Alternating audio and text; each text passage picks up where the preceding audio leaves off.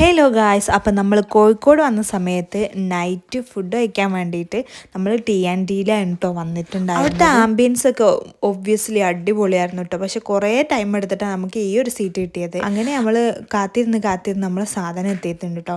കുറച്ച് ടൈം ലാഗായിരുന്നു, നമ്മൾ കുറേ വെയിറ്റ് ചെയ്തു.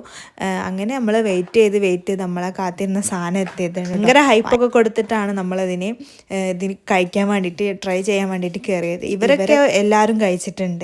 ഇതിൽ കഴിക്കാത്തതും ഞാനും എൻ്റെ മോനും എൻ്റെ അനിയത്തിയായിരുന്നു കേട്ടോ. ബാക്കി രണ്ടാളും കഴിച്ചിട്ടുണ്ട്. അപ്പോൾ ഫസ്റ്റ് മിനിറ്റിൽ തുടങ്ങാം.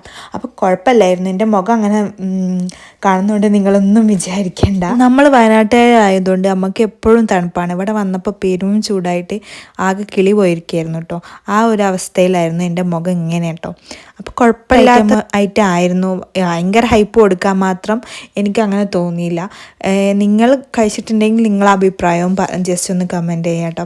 നമ്മൾ കഴിക്കുമ്പോൾ തന്നെ നമ്മളെ പുറകിൽ സീറ്റ് പിടിക്കാനുള്ള ആൾക്കാരെ തിരക്കും ബഹളവും ഒക്കെ ആയിരുന്നു കേട്ടോ.